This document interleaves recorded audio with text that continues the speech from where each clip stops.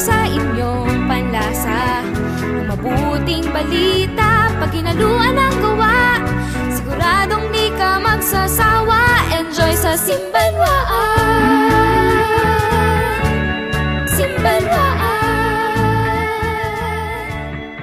Ang samuya pong pagpaabot nin Diyos marhay na aldaw sa Indo Gabos. Uya po giraray ang Simbanwaan para makatod sa Indo nin dagdag na impormasyon na mas magpapatalubo pa kan sa Indong kaaraman.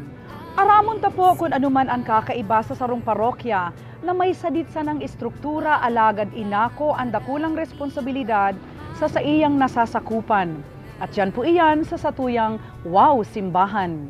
Asin aram daw nindo na may sarong kongregasyon sa San Lorenzo Parish, digdi sa Abella, kung sa insaro sa indang misyon, iyuan mag-edukar, bako sa nakan mga kaakian kundi pati naman kan mga gurang.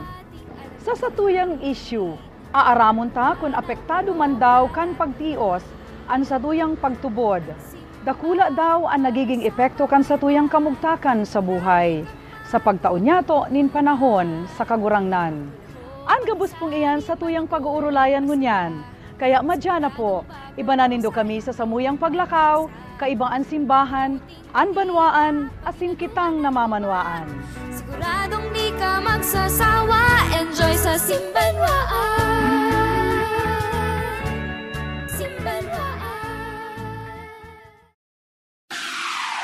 May mga issue na nakakapukaw, tanganing manindugan. Manindugan. Nagdadangukan sa indong opinyon, nagtataonin pusog na paninindugan sa mga nagbabagang issue kan banwaan. Manindugan kada Domingo alas 9 ng aga sa DWNX.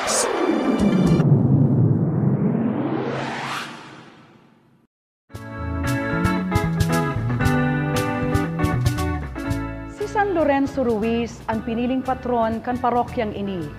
Si San Lorenzo ang pinakaenot na santong Pilipino. Sa atubang nin kasakitan, dai niya isinuko ang sa iyang kristyanong pagtubod. Asin makusog na nagsabi, maski sanribong buhay, sa Diyos sa kong idudusay. Digdi sa San Lorenzo Parish, ang pusog na pagtubod, iyoan sa indang inspirasyon para darahon ang ebanghelyo nin kagurangnan sa lambang pamilya na nag-eerok igdi.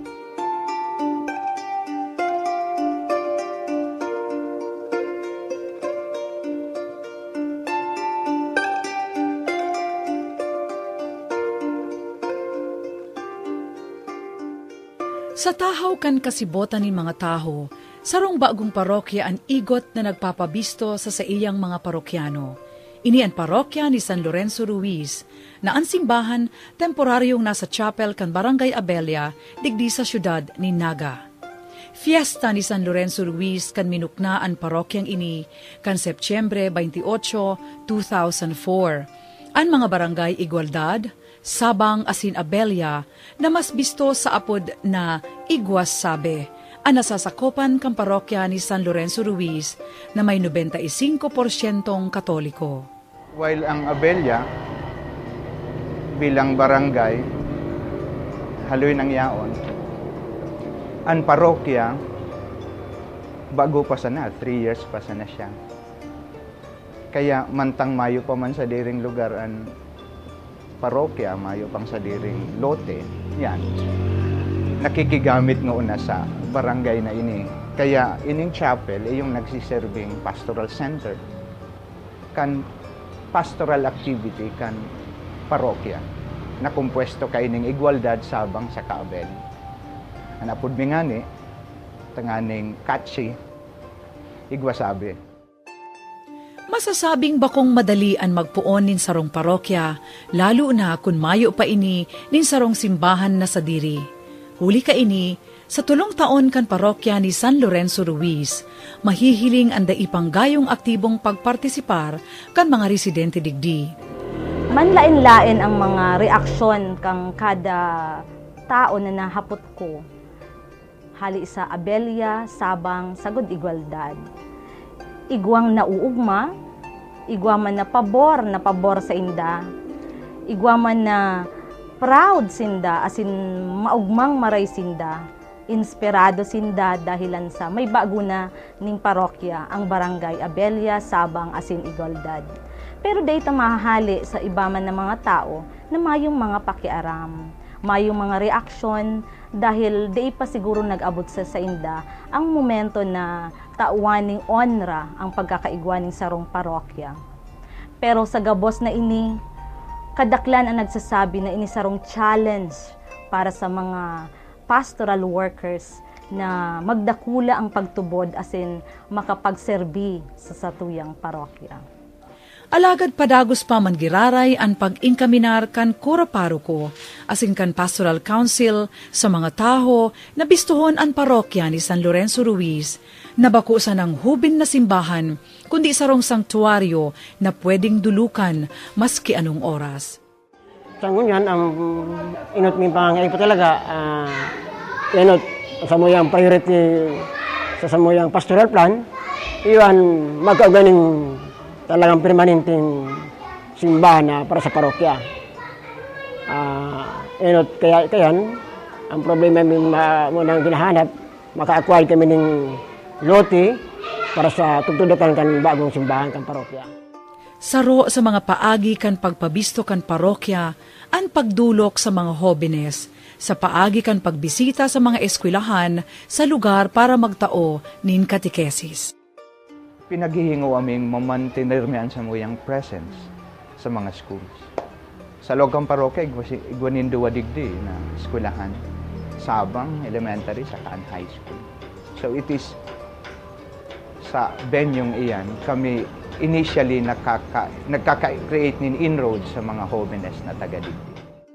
Apwera kan mga formasyon asin mga catechesis na itinatao kan parokya sa mga barangay, nagtatabang man an institusyon kan Handmaids of the Sacred Heart of Jesus o ACI sa pag-edukar sa mga taho asin sa paagi ninda, mas nabibisto pang marhay ang parokya ni San Lorenzo Ruiz. And dakulang bagay na yaon sinda, takon bako gayod sa inda, masakit na nga niyan magmakna ning parokya, lalo pang masakit ang magmantiner ning parokya. Pero huli kan presensya ninda, na facilitate, na edukar ang tao na magkaigwanin, nagtatalubong kabatiran manunod sa pagiging komunidad. Arog kan mga haluyan ng simbahan, ang parokya ni San Lorenzo Ruiz igwaman mga sakramento asin serbisyo, arog kan regular na Santa Misa, pagpakumpisal, pagbunyag, pagkasal, asin ang mga pagbendisyon. Sa ngunyan padagos ang pangapudan kan kura paroko sa mga tahong nasasakupan kan simbahan na maging aktibo sa pagtabang sa pagpapatalubo kan hoben na parokya ni San Lorenzo Ruiz. Saro pang nahihiling na problema digdiyo sa samuyang parokya, iyo ang sadit na space o lugar. Ninhuli kan sadit na space, kadiit ang kakayahan na mag-akomodar ng tao na makasimba. Siring man ang mga programa kan samuyang parokya, sadit para sa kadakulo na tao na maatinder digdiyo. Sa inda, sana ang pinag-aarang ko, mantang inipalan, minokna na parokya, padagos sindang maging bukas, maging welcoming, kan pagkakataon na bidbidon, ang kamugtakan na iniyo, ang sa indang kamugtakan, tanganing tibaad pa daw, magkatarabangan ni Nurog. Dawa nga ni isadit at istruktura kan simbahan, alagad na purbaran kan parokya ni San Lorenzo Ruiz, na dakula ang resulta kung may pagkasararo asin pagtarabangan ang mga namamanwaan sa tulong barangay kan syudad sa ngaran nin pagtubod. Sa samuya pong pagbabalik, bistuhon niya to ang sarong kongregasyon nin mga madre na nagtaon nin mahalagang kontribusyon tanganing mabagoan pananaw kan mga tahong nakaistar sa dating maribok asin kinatatakutan na lugar. Papaano kaya nagbago ang sa indang buhay? Gabos po iyan sa pagbabalik kan Simbanwaan. Siguradong di ka magsasawa, enjoy sa Simbanwaan.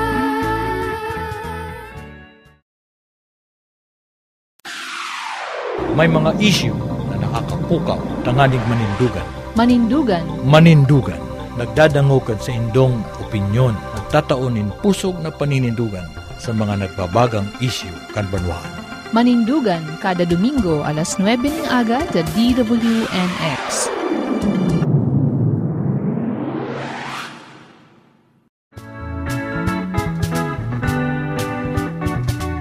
Digdi sa siyudad ni Naga, nabisto bilang Little Tondo ang Barangay Sabang, saro sa pinagkakatakutan asin konsideradong maribok na lugar. Alagad da iininaging ulang sa Congregation of the Handmaids of the Sacred Heart of Jesus or ACI Sisters na alukon ang mga tao digdi sa sarong positibong pagbabago.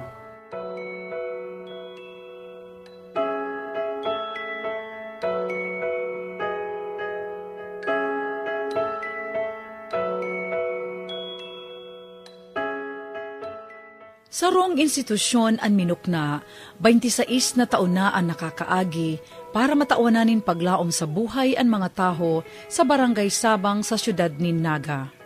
Ang Handmaids of the Sacred Heart of Jesus or ACI ang nagtaokan paglaom na ini sa Barangay Sabang na dati inaapod na Little Tondo.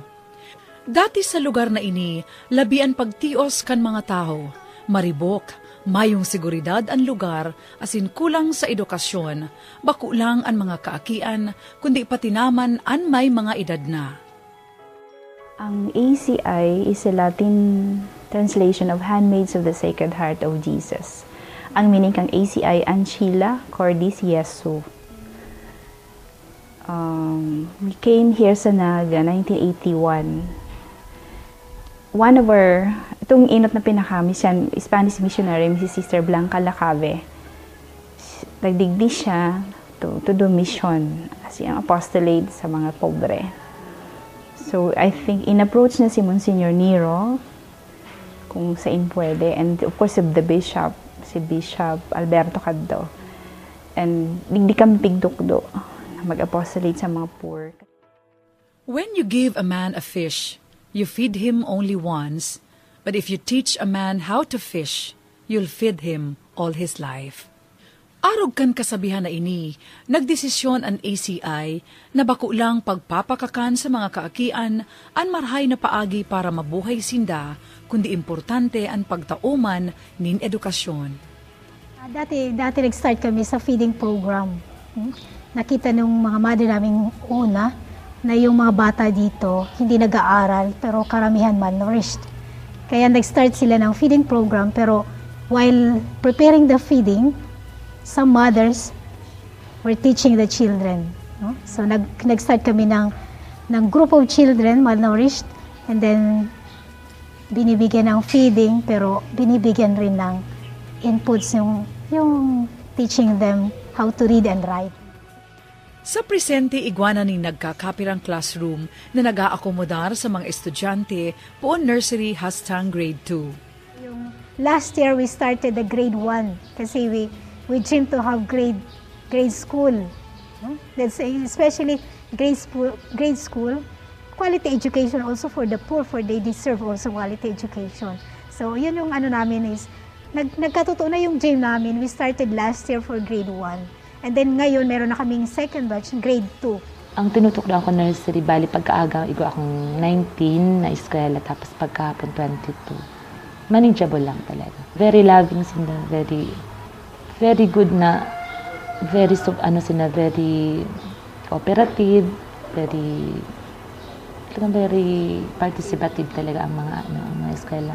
Lalo na sa lesson, pag nagle-lesson ka na interesting ang lesson mo, mahilig mo ang participation ka mo. Igwaman sindang scholarship program sa mga college students, asin mga skills training para sa mga magurang. Karoon kami ng scholarship program noon, sabay-sabay scholarship program, and then mga IGPs, nag-start yung namin sa mga sewing. So, yun, nakita namin yung din yung mga parents noon habang tinuturuan silang magmanahi o ng manicure or pedicure, yung mga anak nila nasa feeding program. So maliliit pa lang, nandun na sila. So yun, kasi nakita namin na talagang yung families in need, no? Hindi lang economically go, kaya yung lahat na aspeto. Sa paagi nin pagtaonin formal na edukasyon, nahiling ang pagbabago sa mga tao. Mas disiplinado na sinda, asin mahihilingan interes na makanood. The changes I saw is, at least physically, mahiling mo ang mga harong marirahay na, nag-improve ang lugar. Pero ang improvement na nahiling ko sa mga tao in themselves, itong tataon na sanda makihampang sa mga taong dati aloof sila. And may mga, in sense, ugali kang mga tao na nabago. Ako personally, ang hiling ko sa mga tao digdi, talagang may influensya talaga ang presensya kang kongregasyon digdi. Maski mga paraburat na yan, mahiling ko na nakahuruba pa yan, pag nahiling kami kan, ay sorry sister, happy lang kami. Okay lang, basta po, celebration lang, mayong iriwalan, mayong burukudan. Pero kanto, iyo pa, dalakulo na buburukudan ng matarong, sundang. Pero may change. People become more, respectful, mas disciplined na, mas siguro anong ka-hard-hearted na tao siguro. May pagbabago. They value education now. Apwera sa edukasyon, igwaman sindang livelihood programs, ang inaapod nindang BEC Multipurpose Cooperative or Basic Ecclesial Communities na bukas ini sa mga residente, bako lang sa Barangay Sabang, kundi pati naman sa mga barangay kan Abelia, asin Igualdad o an Iguas Sabe, mga barangay na sakop kan parokya ni San Lorenzo Ruiz. Pinuunan iya ning rice retailing, tapos naglaog ang Soy Rico production. And then sa ngunyan, naglalaog itong Health Plus na which we aim as butika sa barangay something. Sa ngunyan, padagos ang paggibonin paagi kan mga madring ACI na mautob an sa indang plano na magkaigwapan nin dagdag na classroom para makumpleto ninda ang elementarya. Nagtutubod sinda na ang edukasyon ang pinaka-epektibong paagi para mabago ang pagbuhay kan mga taho asin maihawas sinda sa pagtios. Hopefully next year we are hoping for a general sponsor for another building and a lot. We are eyeing for a lot and another grade school building for the grade school. Separate school talaga for the grade school until grade 6. So hopefully, ang dream nilang o kaya maawat mi sa mga tao dito magkaigwas nila ng pagkukuhan gan sa ilang pagbuhay kasi may hindi talagang nakulong din pobre, poverty. So ayan, so we answer it with education, some livelihood projects. Pero nahiling ko ang education talaga ang mas effective and mas mahiling mo ang change sa buhay kan tao. So we hope to pursue with our scholarship programs and our school para sa foundation kan tao mas maray. Ang sinserong pag-utob niyato kan sa tuyang obligasyon bilang mga Kristiyano, ini mayong imposible kung ginibuta sa ngaran kan kagurangnan. Sa samuyang pagbabalik, aaramon ta kung may dakulang epekto sa satuyang pagtubod, ang kamugtakan niyato sa buhay. Ang pagtios kaya ulang sa pag-utob niyato kan sa tuyang mga responsibilidad bilang mga Kristiyano. Gabus po iyan sa pagbabalik kan Simbanwaan.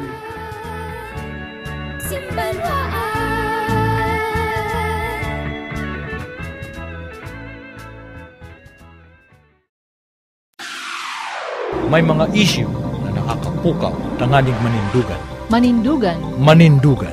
Nagdadangukan sa indong opinyon, nagtataonin pusog na paninindugan sa mga nagbabagang issue kan banwaan.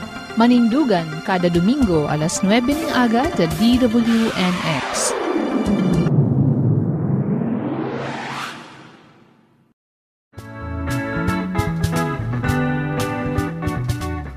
Sa pinakahuring datos kan National Economic and Development Authority o NEDA, ang satong rehiyon nasa ika-4 na pwesto bilang pinakapobreng rehiyon sa interong nasyon. Tawa nga ni nagbaba subuot ang poverty incidence kan mga pobreng pamilya, ninpoon 26 hastang 27%. Dai maitatago ang katotohanan na padagos na nagdadakol ang mga pamilyang konsideradong pobre o itong nasa ibaba kan inaapod niya tong poverty line. Sa mga lugar kung saan konsideradong grabe ang pagtios, yaon man ang man iba-ibang krimen, snatching, panggagadan, panghuhold up, asin iba pang kararatan. Ang mga nasambit na krimen, sa mata kan taho asin sa mata kan Diyos, malinaw na sarong kasalan. Ang kadaklan na rason kan mga nagigibo kaini, iyo ang sobrang pagsakit sa pagbuhay. May epekto kaya sa pagsabuhay kan pagtubod, ang sitwasyon nin kasakitan. Mga tugang nagbabalik po ang programang Simbanwaan asin para po sa satuyang issue, duwa po ang bisita kan Simbanwaan. Enot ko pong ipapabisto sa Indo ang superior kang Congregation of the Handmaids of the Sacred Heart of Jesus or ACI Sisters, mayong iba po kundi si Sister Edna Maceda.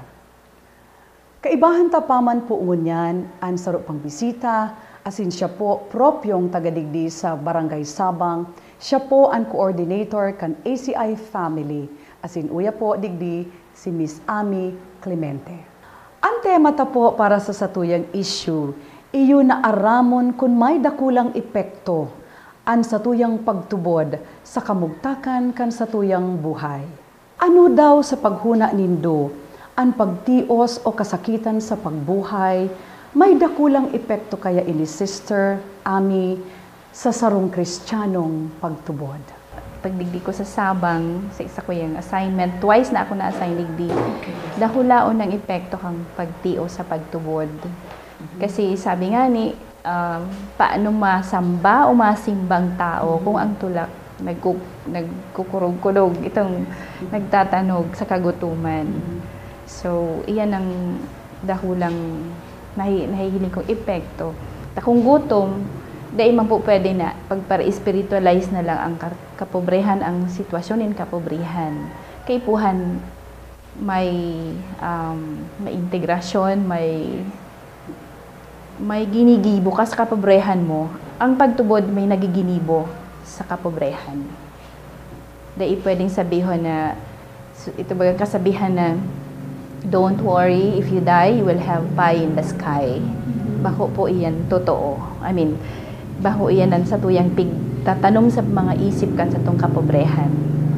Kaipuhan sindang maghiro, kaipuhan magtrabaho, kaipuhan igwang gibohon. Tanganing ang pagtubod, asing pagtios, magkaigwanin integrasyon. Sister, magayon itong sinambitang integration ang pagtubod as integrated with poverty or garubaga sabitang pagtios sa buhay. Iyan, Sister, so point of view bilang sarong nasa kongregasyon, bilang sarong madre, kumbaga. Haputong taman si Ami, si Ma'am Ami Clemente, bilang sarong lay, bilang sarong may pamilyang tao na nag-ierok, naka-star igdi sa barangay na ini. Nagtutubod po ako na dakula ang epekto ng pagtios sa pagtubod.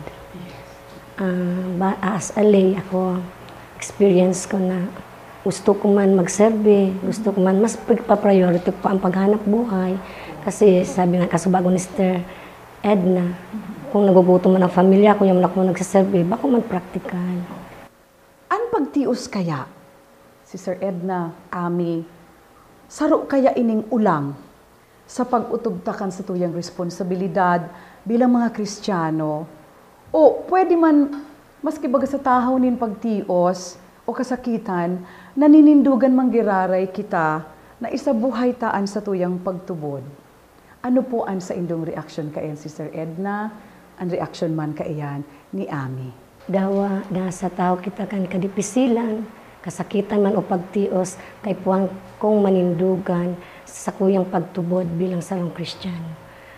May magiging ining kaulangan, alagad kung bakong sincero ang sa kuyang pagtubod, dalang dako ning kaulangan. Alagad sa base po kay sa experience ko, sa halawid ko nang nakaibanan ang mga ACI sisters, nakakuan ako sa ilang mga formasyon. Nahiling ko po na di man palang actualmente kaulangan ang kadipisilan. Sa presente nga ni Unyan, nagtatrabaho na ako, nagsiserve pa ako sa simbahan, pero nailing ko na mas maray ang buhay, mas magian, pag sincero ang pagtubod. Nahiling kong dipisil ining gibuhon, duman sa mga maluya pa ang pagtubod. Iniisa ko yung paghiling lang kag sitwasyon kang kapobrehan, tsaka pagtubod, pag-exercise o pag sa buhay kan pagtubod. Kasi ako nagtutubod man na ang kada sarong tao may pagsarig talaga sa kagurangnan. Di iyan nawawara. Ang nawawara lang siguro sa inang kapobrehan, itong pag-practice kan sa indang pagtubod, yung pagsisimba, pagpapangaji na sinasabi. I think sincero sinda, dahil nahahari ang sinseridad. Kaya lang, dahil nga sa pagtios, kay ipuhan maghanap buhay, so prioridad ninda ang sa paghanap buhay. Pero ako nagtutubod na kung sinda mapasabot, kung sinda mapaliwanagan, kang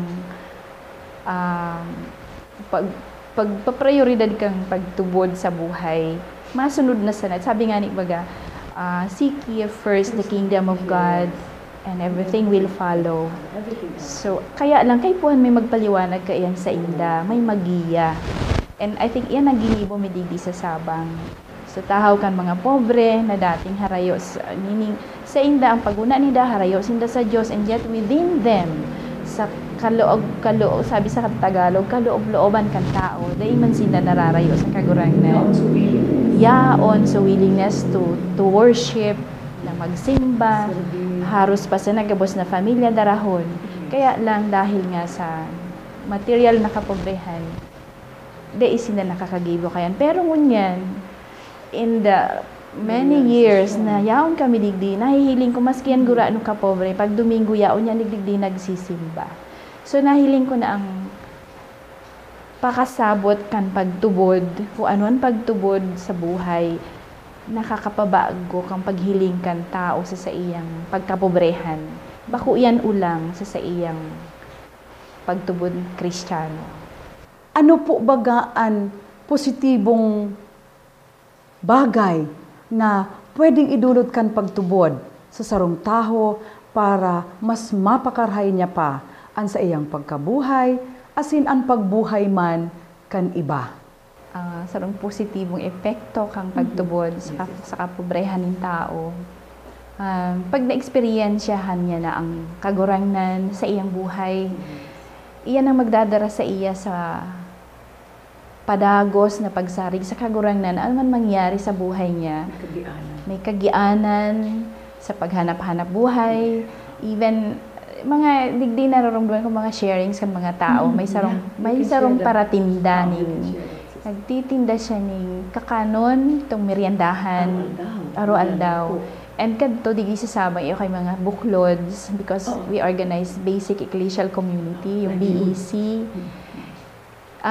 Actually, ang BEC includes all aspects of life. May spiritual, moral, social, economical, financial. Pigde-develop ang tao na makanood kaiyan. Then, nagiging balanse ang buhay kan tao. Bako lang gabos hanap buhay, bako lang gabos man spiritual, no? So, this story kang sarong babae na mabuklod siya, ang buklod ka ito Domingo, every mga 3 o'clock. Sabi niya, nagpanghagis kagurangnan na maubos man lagos sa tinda niya. Iyo man nagad, basta naubos si tinda niya, madali o naubos. So, dalagan siya pasiring sa buklod niya. So, ito nakapakusugan sa iyong pagtubod sa kagurangnan na in a sense, naging magaan kasi may goal siya na mag-attend katong buklod na to. Ito pag sa Diyos, no? Actually, ba ko lang pag sa Diyos, pakiiba duman sa kataraid niya. Iyan buklod na yan, naging paagi kung paano magkabiristuhan ng magkataraid. Magkaigwaning pagdaramayan, mag-sharing, mag-care sa kada saro. Mag-incaminar kang iba. Ang positibo pong bagay na nidulot sa kuning pagtubod is Ito pala, nagdawa pa lang kami, nasa taon ng kadipisi lang kasakitan, may digdinad man kami na may diretsyo man pala kami, na di mabalam, basang lang na dyan lang kami itsapwera. Na hiling ko na sa ngunyan nga ni, kung experience sa ngunyan na oras na ini na kaya man pala magheras, kaya man pala magatubang sa media, sa araw kanya.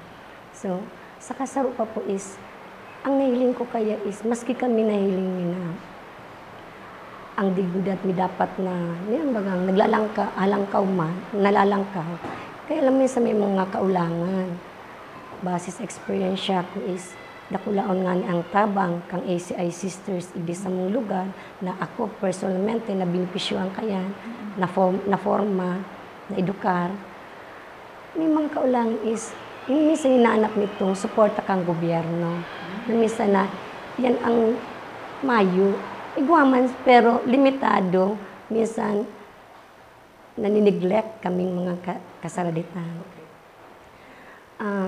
Pero yan, sabi ko nga ni, dahil sa pagtubod ko, nagsari ako sa mahal na Diyos, nasabihan kami kang Santa Rafaela Sisters, tinanya kaming livelihood, yan ang niyang presente ang Santa Rafaela Producers Cooperative, na ako nga ni sabi ko, di ko maubos maisip na as marketing officer ako ngunyan.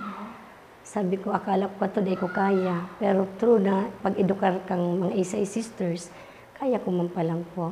Na kami, bako man lang pala itong mga nakatapos, itong mga professionals ang pwedeng maggampan sa trabahong iyan.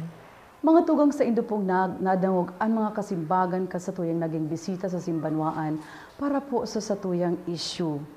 Lugod po ang padagos na sitwasyon ng kasakitan sa satuyang pagbuhay, sarong oportunidad sa mga lideres kan sa tong banwaan na padagos na maghamani mga estruktura para maiangat asin maidepensa ang kabuhayan nin mga kasaraditan. Oportunidad taman po ini kan lambang Kristiyano na naghihinanyog sa samuya ngunyan na daita po ipagsuko o daita isuko ang pagsabuhay kan puwersa nin karahayan maski ngani po sa tahaw nin kadipisilan. Inilugod ang padagos niya to mga tugang natungkusan. Mayo nin labi kadukha na mayo nin ikatatao. Mayo nin labi kayaman na mayo nin pangangaipo. Magbabalik po ang Simbanwaan. Mabuting balita, pag ginaluan ang gawa, siguradong di ka magsasawa. Enjoy sa Simbanwaan. Simbanwaan.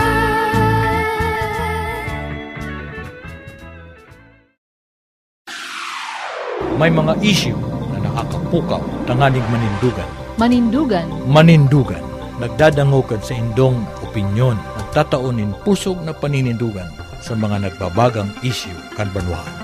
Manindugan kada Domingo alas 9 ng aga sa DWNX.